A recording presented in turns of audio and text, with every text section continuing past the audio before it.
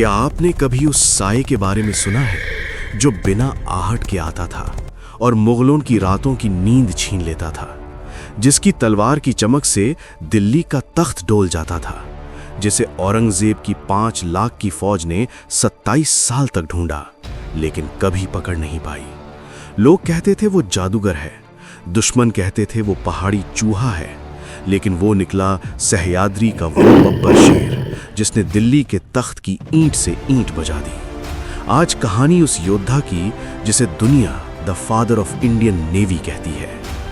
इतिहास गवाह है, जंगें सिर्फ फौज के दम पर नहीं, फौलादी इरादों के दम पर जीती जाती हैं। साल 1645 जब हिंदुस्तान की सरजमी गुलामी की जंजीरों में जकड़ी थी और पूरी दुनिया मुगलों के आगे घुटने टेक चुकी थी, तब सह्याद्री की गोद में एक हुंकार उठी।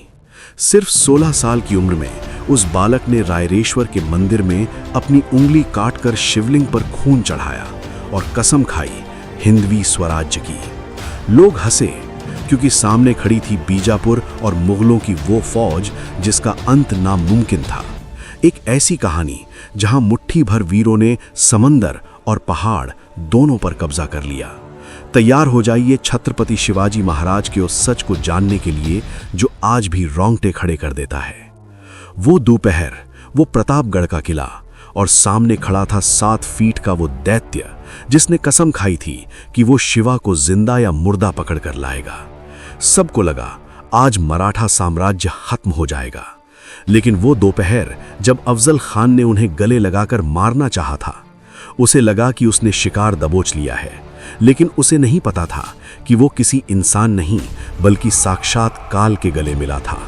एक ही झटके में अफजल खान का गुरूर जमीन पर बिखरा पड़ा था। यहीं से शुरू हुआ मुगलों का सबसे बुरा सपना। छत्रपति शिवाजी महाराज सिर्फ एक योद्धा ही नहीं बल्कि एक विजनरी थे। उन्होंने समंदर को अपनी दीवार बनाया और इंडियन नेवी की नींव रखी। उन्होंने सिखाया कि युद्ध मैदान में नहीं, दिमाग से जीता जाता है। गनीमी कावा यानी वो गुरिल्ला वॉरफेयर जिसने औरंगजेब की 27 साल की मेहनत को मिट्टी में मिला दिया। वो मुगलों के लिए एक पहेली थे जिसे वो कभी सुलझा नहीं पाए। वो मरे नहीं, वो एक विचार बन गए, एक ऐसा विचार जिसने सिखाया कि स्वराज्य मांगा नहीं, छीना जाता है। छत्रपति शिवाजी महाराज सिर्फ एक नाम नहीं, हर दबे कुचले इंसान की आजादी की आवाज है। क्या आप तैयार हैं उस आवाज को फिर से बुलंद करने के लिए? कमेंट्स में लिखिए जय भवानी जय शिवाजी और इस गौरवशाली इतिहास को फैलाने के लिए फैक्ट्स बीट्स को सब्सक्राइब करें।